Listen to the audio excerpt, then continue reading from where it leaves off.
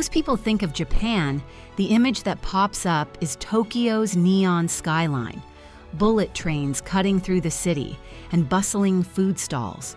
But hop on a train just a few hours north, and you'll discover a Japan that feels like a secret chapter in a travel book.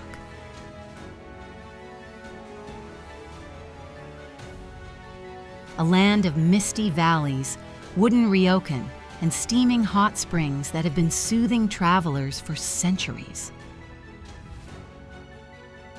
Hi everyone, welcome back to the channel. I've just finished one of my favorite journeys yet.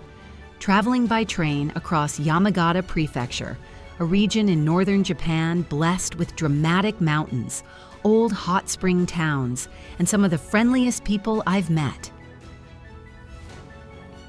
Instead of sticking to one destination, I packed my rail pass, a towel, and a notebook, and hopped from one onsen town to the next, letting the trains guide my path. In this video, I'll take you through the best hot spring towns around Yamagata that you can easily visit by train. I'll show you where to soak under falling snow, where to walk through lantern-lit streets straight out of a movie, and where to find hidden healing waters far off the tourist trail. This isn't just a list, it's the actual route I took, moving from one place to another, each with its own character and story. So grab a cup of tea, imagine the sound of a train rolling through the countryside, and join me as we set off on an onsen adventure by rail. My journey began in Yamagata City, the gateway to the region.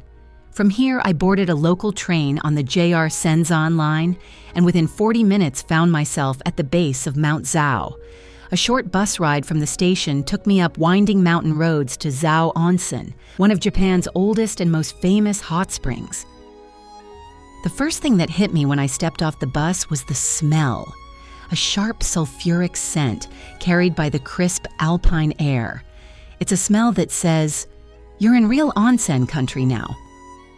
The streets were lined with traditional wooden ryokan, little souvenir shops selling local sweets, and streams of steaming water trickling along stone channels at the roadside. Zao Onsen has been welcoming bathers for over 1,900 years. Its acidic, sulfur-rich waters are said to heal skin conditions and soothe tired muscles, perfect after a day of travel. I dropped my bag at a small ryokan near the center of town and immediately went exploring. There are 3 free public bathhouses here, plus several open-air foot baths where you can rest your feet and chat with other travelers.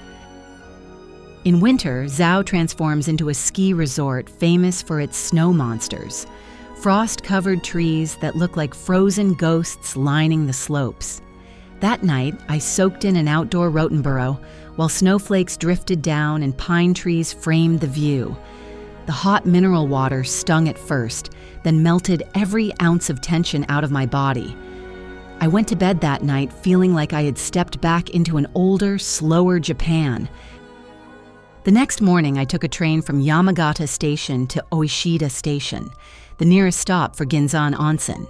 From there, a 35-minute bus ride wound through snowy valleys before dropping me at the entrance to what might be the most photogenic hot spring town in all of Japan. Ginzan Onsen sits along a narrow river, its banks lined with 3- and 4-story wooden inns built in the Taishō-era. Gas lanterns light the streets at night, casting a warm glow on the bridges and balconies. The moment I arrived, I felt like I'd been transported into a Studio Ghibli movie. This town has a fascinating history. Originally a silver mining settlement, its name means Silver Mountain. It reinvented itself as a hot spring resort when the mines closed. Today, it's a perfectly preserved slice of early 20th century Japan. I checked into a ryokan whose bath had a window opening directly onto the river. The water was crystal clear and just the right temperature. Even if you don't stay overnight, Ginzan Onsen is worth the trip for a day visit. There are public baths like Shirogane, where you can soak, plus tiny cafes serving sweet red bean buns and warm drinks. One of my favorite moments was standing on the main bridge at dusk, watching the lanterns flicker to life while snow fell gently into the steaming river below.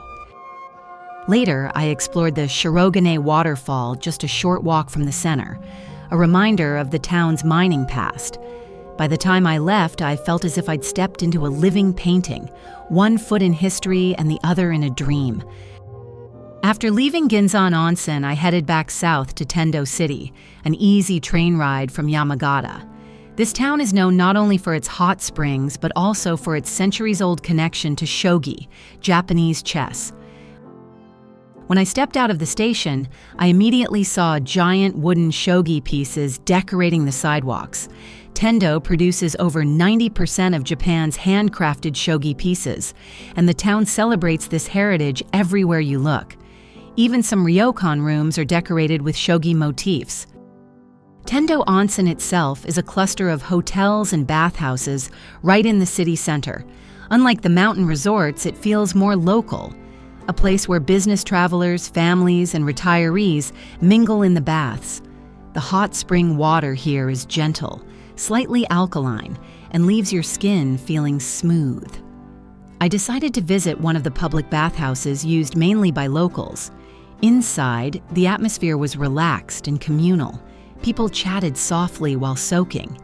An elderly man next to me asked where I was from and then recommended a soba shop around the corner. That's the kind of experience I love about less touristy onsen towns. Real connections. After my bath, I wandered to a nearby park where the annual Human Shogi event is held, a live performance where people dress as shogi pieces on a giant board. It wasn't happening during my visit, but just seeing the stage gave me a sense of how deeply this game is woven into local culture. Before catching my train, I tried tendo beef at a small restaurant near the station. Tender, marbled, and the perfect way to end the day. On my fourth day, I decided to go off the beaten path.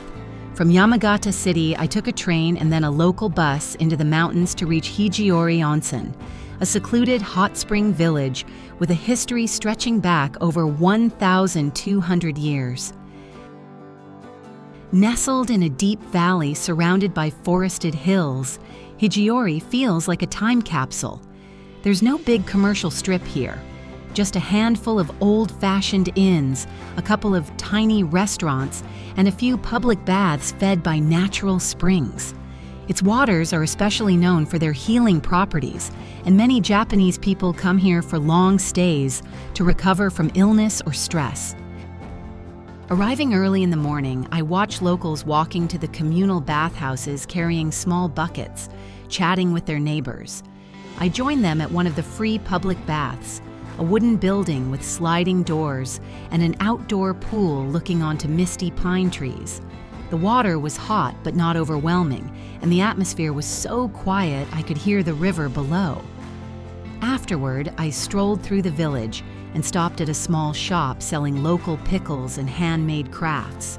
There was no rush, no crowds, just a rhythm of life that felt unchanged for decades. This was easily one of the most peaceful onsen experiences I've ever had, and one that many foreign travelers overlook. For my final stop, I returned closer to Yamagata City to visit Kaminoyama Onsen, a historic hot spring town at the foot of Mount Zao. This place combines two of my favorite things, history and hot springs. Right in the center of town stands Kaminoyama Castle, a reconstructed keep that offers panoramic views of the city and the surrounding mountains. Before heading to the baths, I climbed to the top and looked out at the patchwork of rice fields and snowy peaks. It's rare to find a castle town where you can also soak in mineral-rich waters within walking distance. Kaminoyama has several public bathhouses and foot baths scattered around town. I dipped my feet into one right outside the castle park, where families and travelers sat chatting with their feet in the steaming water. The onsen water here is mild and slightly salty, perfect for relaxation. I spent the afternoon wandering the old samurai district, where preserved residences line narrow streets. It felt like a perfect way to round out my journey, seeing how people once lived and then experiencing the same waters they might have used centuries ago. Before catching my train back to Tokyo, I grabbed a bento box from the station, filled with local specialties like Yonezawa beef and pickled vegetables. As the train rolled south, I watched the Yamagata countryside slide by, rivers glinting in the sun, rice paddies waiting for spring, and distant mountains still capped with snow. It was the perfect closing scene for my onsen adventure. Traveling by train around Yamagata's hot spring towns is like following a trail of warmth through history. Each stop, from the sulfuric slopes of Zao to the lantern-lit streets of Ginzan, from the shogi baths of Tendo to the hidden healing waters of Hijiori and the castle shadows of Kaminoyama, offered a completely different face of Japan. What tied them all together was the rhythm of the rails and the welcome of the waters. I've taken many trips in Japan, but this one reminded me how easy it is to step off the main tourist path and find places where time slows down. If you've ever dreamed of soaking in an outdoor bath while snow falls around you, put Yamagata on your list. And if you enjoyed this journey, don't forget to like, subscribe, and leave a comment telling me which onsen town you'd love to visit first. Until next time, happy travels.